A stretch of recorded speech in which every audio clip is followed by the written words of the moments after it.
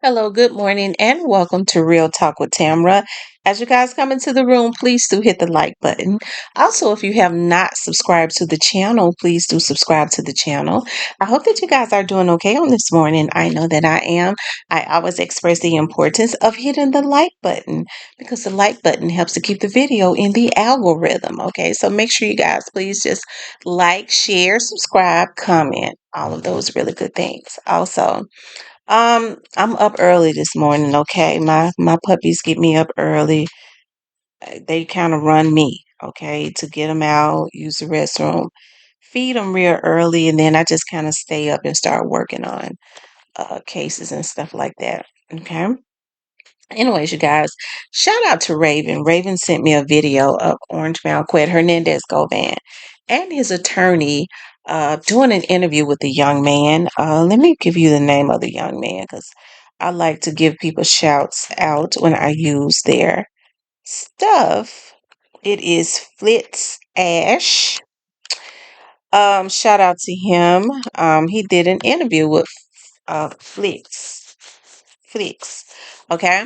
And in this interview, he's talking about why he chose Manny, um, why uh, Manny is talking about why he took the case, his defense strategy, their relationship as it relates to now. After I show this, I'm going to. I think I told you all earlier. I may have put it in my members, but I didn't give any names.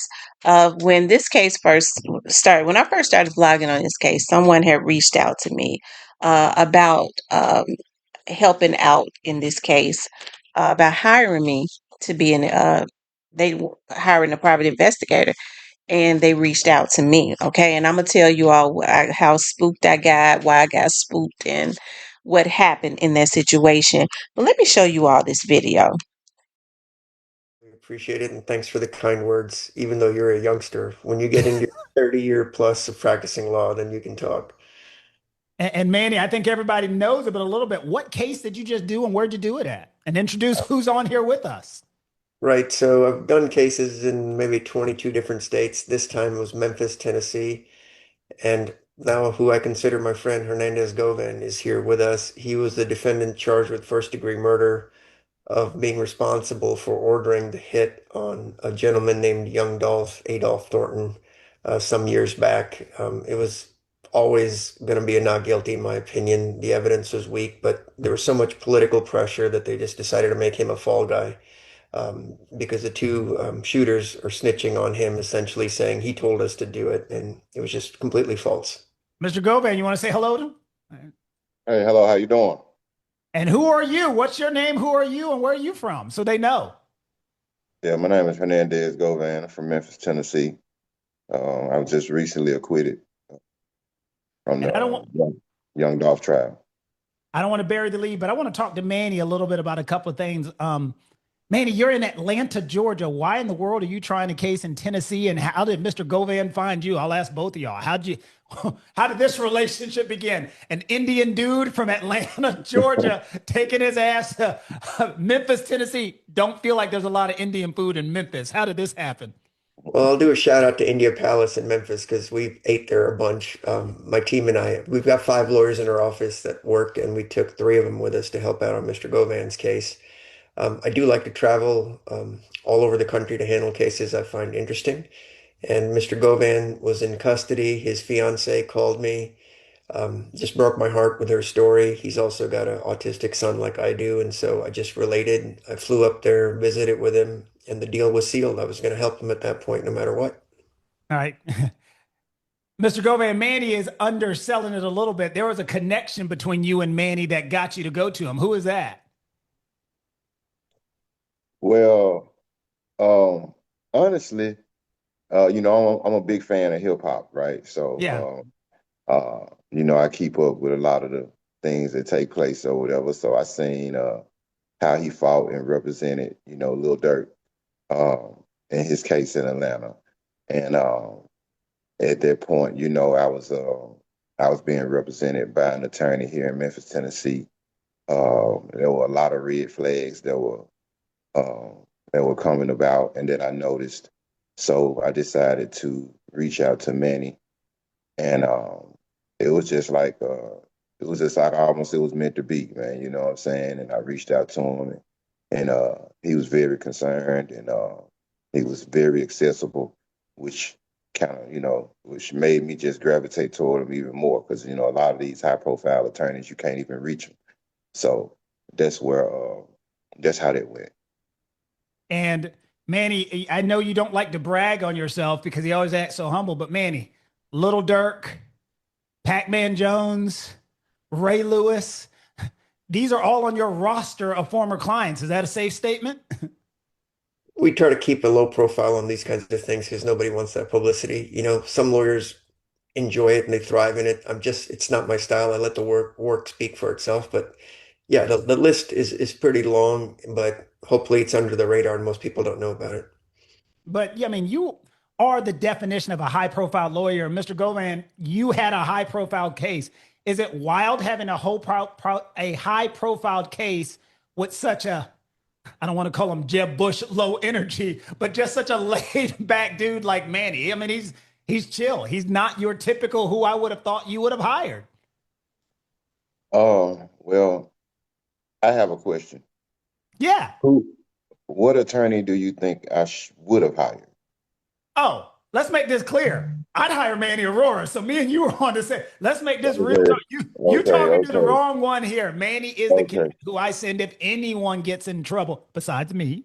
I would Yeah. call Manny because hardworking, understated, and just does his damn job and does it a good way. That's who I would have called. I'm just So, surprised for you. You tell me.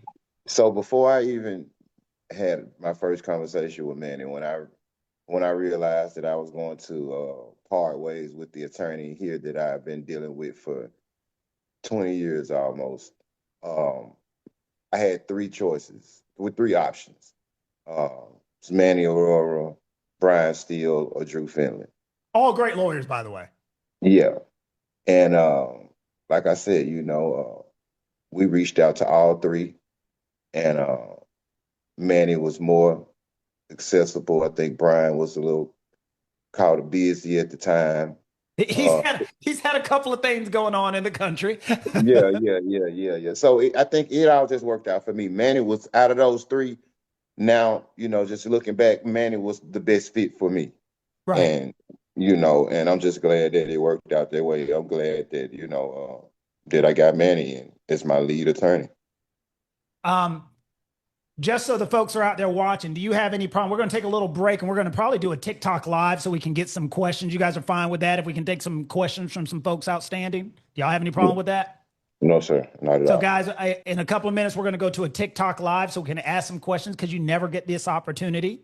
And so let's see what happens.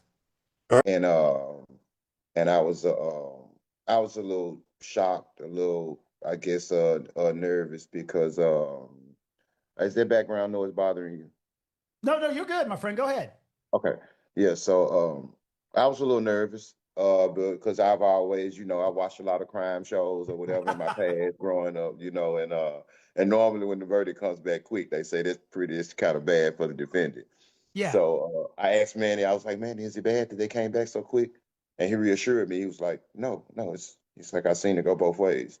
And so being in that position, just waiting on to hear the words that are going to determine the rest of your life, it's a feeling that I wouldn't wish on my worst enemy. And here's the other problem. I've got another question for you because I'm sure you have seen the comments. People are still mad at you. So what's that feel? You got a not guilty and you still getting shit talked about you. And so, I mean, what's that like?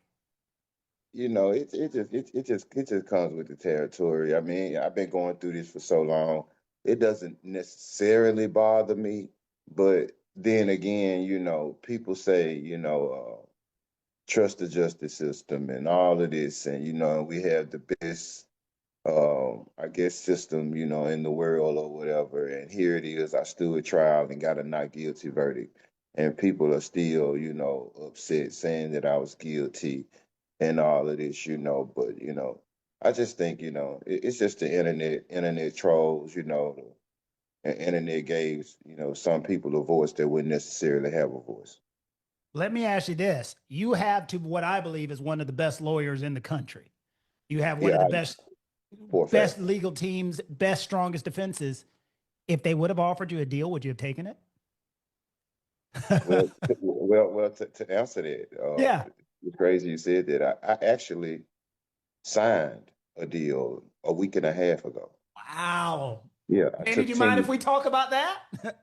No, we signed it because, there was a massive panic because it's a life sentence that's mandatory. And Mr. Govan's 15-year-old autistic son was like, I don't want to lose you for life, Dad. Just take what you got to take, and I'll see you in a few years, kind of thing. And it was very heartbreaking. And, while I can't say what to do, I did encourage him if there's a risk, to your family, that there's no way to guarantee what a jury's going to do or what jurors we would actually pick. And he'd signed the paperwork. The DA said no. What? Yeah, we signed it up and said, here's a number. We'll do this.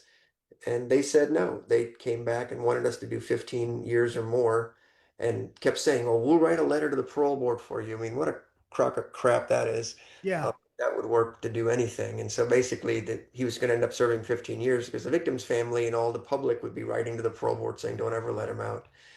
And so, I'm almost embarrassed that I even let Mr. Govan sign that piece of paper, but Yeah. it's either mandatory life or nothing. And so, you have to weigh your options. Even if you didn't do it, you can do is, an Alford plea. But I'm glad it didn't work out. Well, Mr. Govan, I got to ask you, people are going to be hearing that and they'll be like, oh, he was guilty. He just got one.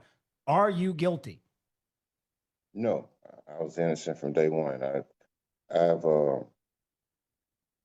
I've maintained that throughout this whole entire process. Um, I'm not CMG. I'm not an associate of CMG. I never had any ill feelings toward Dolph. I never had any beef with young Dolph. Uh, we've actually, I would say, rubbed elbows a few times or Yeah. whatever in the past or whatever. Never had one issue. My heart doesn't work like that to hurt innocent people. Um, to hurt anybody for that matter. Of course, the environment that I come from, you have to be able to defend yourself. Uh, but me just doing something to an innocent person, I wasn't raised like that. Rest in peace to young Dolph. Um, I hope his family, I pray for them. I know they're struggling going through it. Hear Manny say that they offered him 15 years or more. I had heard that, like 15 to 25 years that they had offered him. And of course, they declined because he basically wanted to do probation. Okay. So they took their chances, and um, the prosecutors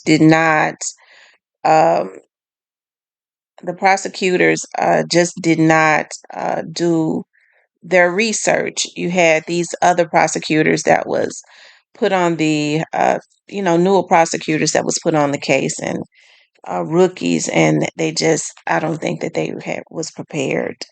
Um, and so, of course, they got a not guilty verdict. Okay. Um, and so I can remember when I first started vlogging on this case. I think I started vlogging on it like maybe the end of like December 2021, but definitely just a little bit sporadically. And I think I started vlogging on it regularly, like around maybe March of 2021. Okay. And I started speaking about what was going on with Justin Johnson in the jail. I think he had gotten, into a fight, and he was getting into several fights. Okay. Every time somebody could catch him, they was kind of fighting him. All right. Which, I don't agree with stuff like that, but that's what was happening. And the video, when I started speaking about some stuff that was going on, the videos, that's what kind of got my momentum going. And that's when I started getting threats and stuff, right? And I started getting threats. And of course, I've worked for the police department forever, so I had worked for the police department forever. And this some of my friends that I was talking to was watching my page a whole lot, right? Because people come into these chats and they say a whole lot, okay? and they didn't have me on here. It was just I wanted to vlog on the case genuinely. I didn't even get on YouTube to vlog on the case, but that's neither here nor there. I've spoken about that before. But anyways, I started, people started trying to threaten me. Okay, I guess they figured I was a little kooky too. And I would have people reaching out to me. I'll never forget, this guy reached out to me and he was like, he wanted me to do some work for him, and he called himself OG Big Black. And I ended up running his number, and it came back to like around like Irving, Texas. And when we, later on we realized that that's one of the areas that Shondell Barnett had been living in. I'm not saying that he was involved in this. I'm just saying it was weird because he said OG Big Black. So I remember it just being spooky, and he was like, "I want to come." It didn't make no sense, right? I'm not a person that's hard up for no money, so you know what I mean. Even though it was a business, it was just weird. So I remember talking to one of my friends about it, and he was like, "That is weird. Why would somebody want some business and then call themselves OG Big Black?" And so he was like, "See if he can get you an email address," and which he did give me some type of email address.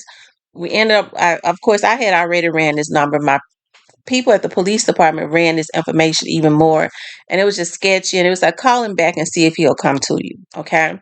And so I ended up calling the guy back, and I was like, you know what, you can come over to my office, because I initially told him we could do the business over the phone, and I think that spooked him. He said, well, I'm not in Memphis, although he had just said, I think it spooked him, when I called him back and changed my mind. I was like, yeah, come to me. um Anyways, just little stuff like that, emails with people trying to throwing out little subtle threats and stuff like that. So I ended up getting a call, probably, I don't know if it had to have been, it wasn't, was it in 24? It may have been, what's this, 25? It had to have been, let's see, that was in 22, and maybe it was in like 23 or something like that.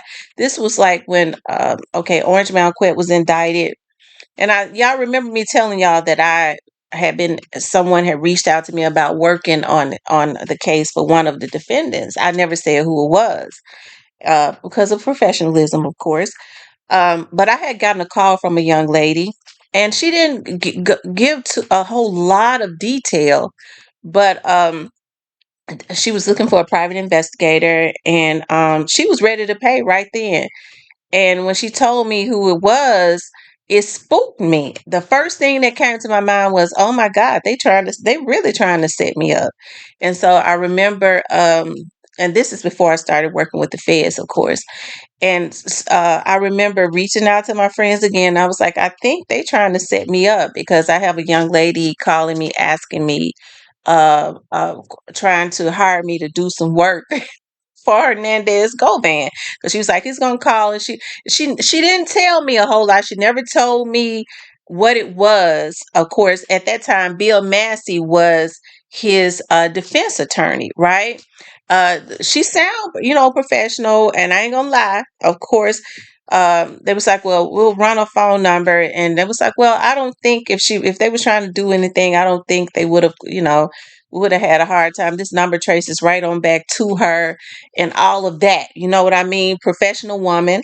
Um, she was adamant. She called, and I think the thing that spooked me was she's like, whatever your price is, I'm ready to come and pay you. And that spooked me. I'm like, okay, she ready, because it ain't no small feat. She said, whatever it is, I'll meet you. And I thought about what had happened before. This OG Big Black was ready to try to meet me. And this was right after this situation, when people like Jeremiah Taylor unfortunately had just gotten killed. And I think that they were trying to keep people from talking on the case. But this lady, if I'm not, I remember her profession that she said. I won't put it out there, because I do believe that this was Quet's fiance, and she was telling me what she did, and if you call me back, I'll be busy doing this and that. See, I'm not messing like that, so I'm not going to even put that out there.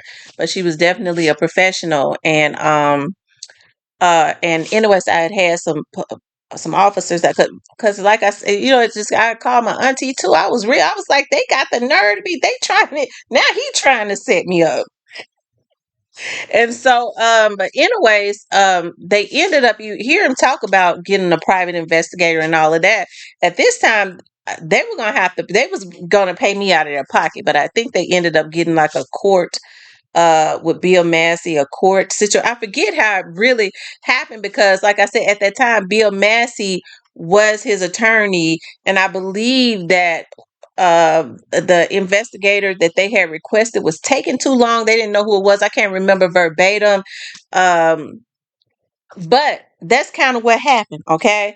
But I guess it ended up being legit, okay? Because I got anything as it when people were trying to reach out to me, especially like around that time, and I saw like people were losing their lives and stuff like that. I had a fit. I mean, I could say this quick. Go listen to this. He gonna know I ain't lying, okay? The lady was his fiance, and but the only thing I remember her saying was she said it was a high profile case, and she says, and she told me who it was. I was like, wow, snap! I didn't tell her I was vlogging on the case, but because I was vlogging on the case and all of that, I didn't tell her that I was. I just stopped. I just didn't take the case. Okay, I just didn't take the case. And I remember her saying, you know what? I want get he's gonna call. I want to three-way him in. She was like, I believe in him. This he did not do. I remember her saying that. She said, this he did not do. I said, okay.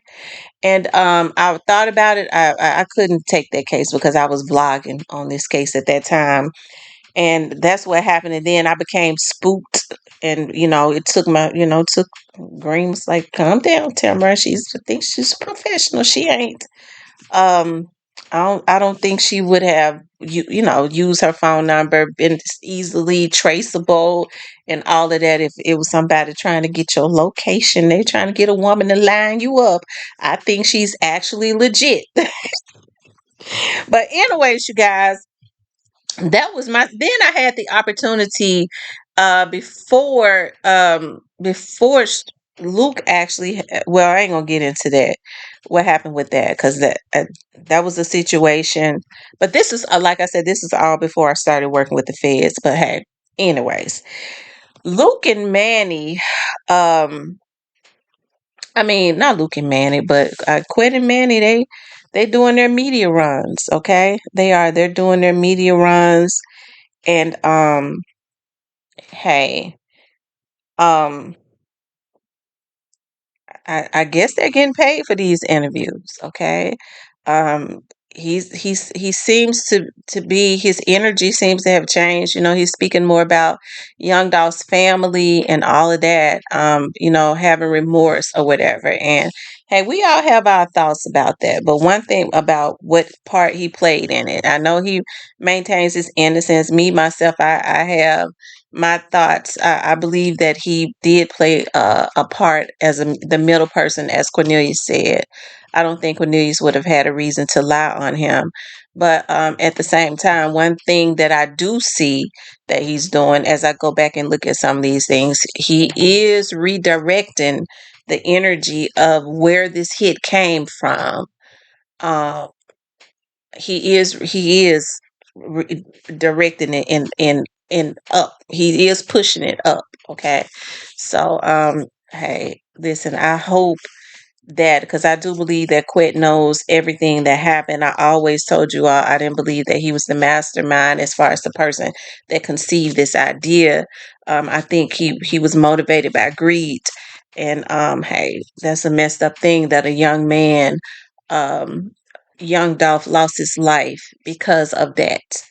I really hope with him being out that Quet understands what it feels like to lose a child, the injustice and the unfairness of that, to just take somebody, a innocent person's life, because it's there, according to them, she was robbed or whatever it was. As it relates to her, she was a young woman, right? So he understands the pain, and so I know he got to understand what young Dolph family is going through. I do believe Quet knows everything that happened. and I hope that he would do the right thing and um, giving Young Dolph's family some justice, even if he have to call Crime Stoppers and do it anonymously, so that the tips and stuff can be out there to help them to get the people that conceived this idea and had a consistent pattern of trying to take out Young Dolph. Okay. Anyways, you guys, I gotta get ready and get out of here. Okay. Anyways, I want you guys to please like, share, and subscribe. If you would like to support the channel, you could definitely support the channel via Cash App.